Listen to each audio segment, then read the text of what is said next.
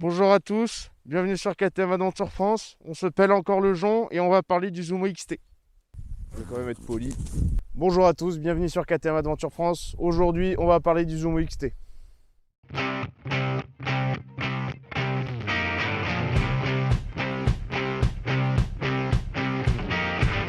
Ce soir, on parle du Zumo XT. Oh là, si vous étiez allé sur Instagram KTM Adventure France, vous sauriez de quoi je parle.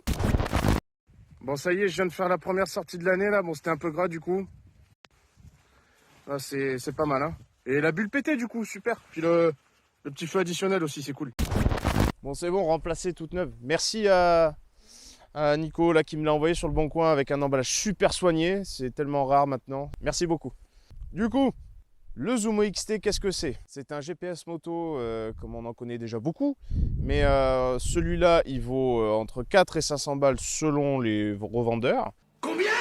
Il a quand même quelques fonctions sympas. C'est très très complexe, hein. C'est une usine à gaz. Je me permets de sortir un petit essai puisque on l'a pratiqué un petit moment avec mon père. On s'est penché à deux dessus en road et en off-road. Si vous êtes déjà renseigné 1000 fois dessus, je pense pas vous apporter grand chose, mais on va faire quand même un petit point. Alors du coup, le Zumo XT est un GPS tactile déjà, produit par Garmin, avec un écran de 5,5 pouces qui rétroéclaire très fort. C'est bien la journée, il n'y a pas de reflet de soleil, ça c'est un bon point. Ce GPS fonctionne aussi avec le logiciel Basecamp, très connu de tous. Il peut tenir 4 heures sur batterie avec le rétroéclairage à 100%. Néanmoins, quand vous le mettez sur votre moto, généralement, il sera alimenté puisque le support qui est fourni avec, à partir du moment où vous le posez sur son support sur la moto, si le support vous le reliez en 12 volts à la moto, il sera en permanence alimenté. Il va détecter le plus après contact dès que vous allumerez votre moto. Et il le détectera à la fin quand vous la couperez. Donc on a un GPS tactile et tactile avec les gants, et ça c'est un super point. Et en plus les touches sont grosses, c'est vraiment fait pour des gros doigts, donc avec les gants, il marche très bien, on n'a pas de problème. J'ai pas trop essayé avec de la flotte dessus au cas où il pleuvrait, ça m'est pas arrivé. Mais déjà le fait de pouvoir avoir le tactile avec ses gants et sans bug, c'est vraiment pas mal, déjà c'est bien joué. Donc globalement c'est un GPS plutôt bien pensé, fait pour le quotidien et un peu moins pour le off-road, je vous expliquerai pourquoi. On a une cartographie classique auquel on peut importer des points GPX, donc ça c'est plutôt pas mal. Le GPS fonctionne avec plusieurs applications tierces comme Garmin Drive par exemple, qui va permettre de faire la liaison entre le téléphone et le Garmin. Et ça c'est un très bon point puisque grâce à cette liaison, vous allez avoir plein d'options sympas. Par exemple, au quotidien, vous cherchez un endroit où aller, un point précis auquel vous devez vous rendre. En temps normal, vous rechercherez sur Google Maps avec votre téléphone et vous mettrez le téléphone au guidon. C'est ce que la majeure partie des gens font. Là, vous allez sur Google Maps, vous faites partager le point ou la destination via Garmin Drive. Et la prochaine fois que vous allumerez votre moto et donc votre GPS, eh bien, il va démarrer direct sur la destination que vous lui avez envoyée.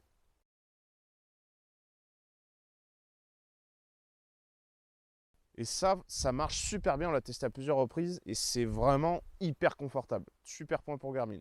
Ça marche avec Google Maps, avec Waze et ça marche avec Osmand si vous envoyez une position GPS.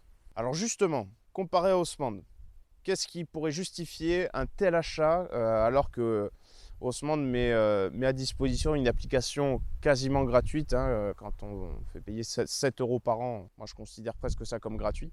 Vous avez de la finition, un écran tactile joli avec des fonctions intégrées, plein de petites features sympas. Ça vous évite aussi de mettre votre téléphone. Si par exemple vous n'avez pas de caisson étanche pour mettre votre téléphone et qu'il pleut, le GPS reste tactile et étanche. Maintenant, là où Osmand sera meilleur, ça sera en off-road. Même si vous pouvez importer des GPX, eh bien, il va afficher la trace. Vous verrez que vous êtes dessus sur la carte, pas de problème, mais il manque le guidage. Donc par exemple, quand vous sortez de la trace, il vous met l'itinéraire le plus court pour y revenir, mais c'est tout, ça s'arrête là.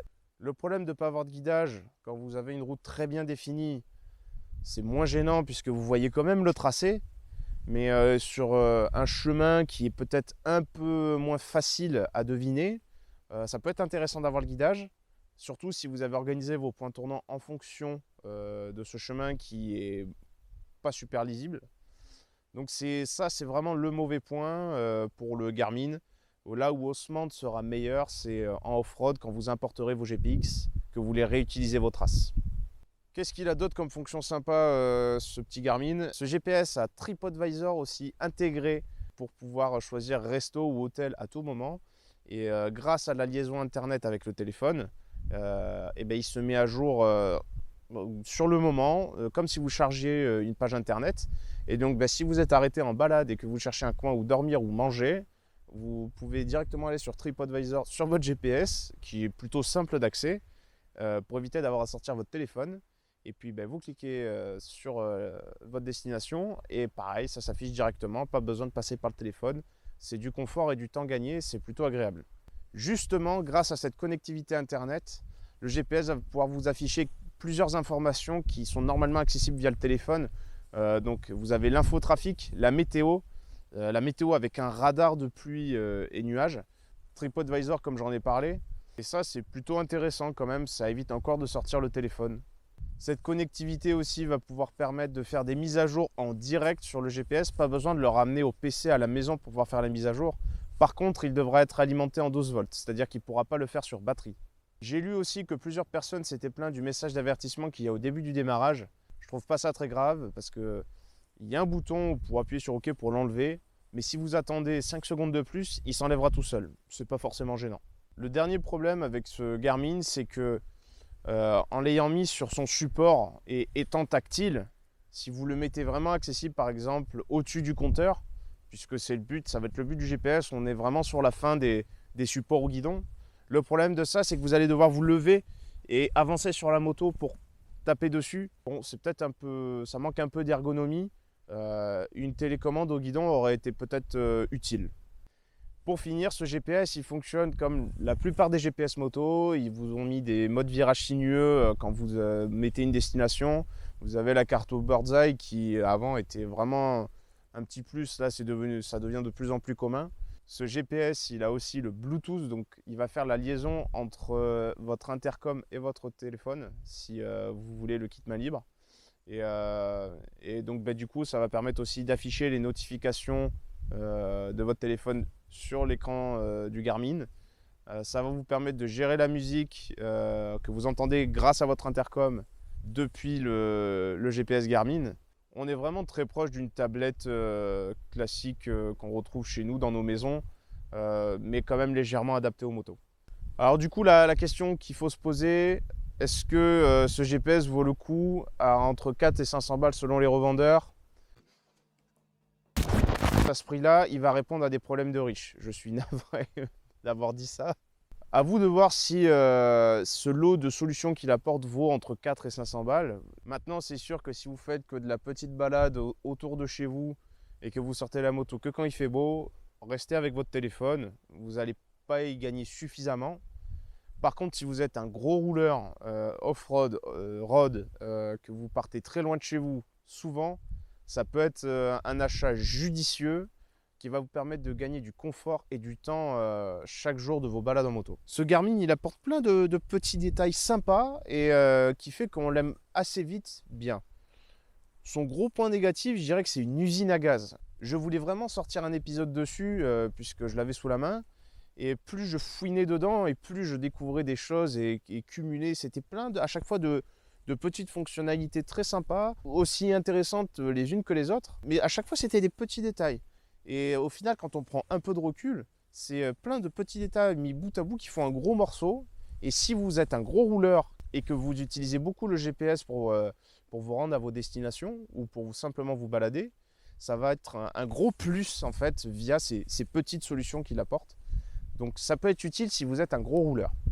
Et si vous êtes un gros rouleur fauché, vous êtes dans la merde.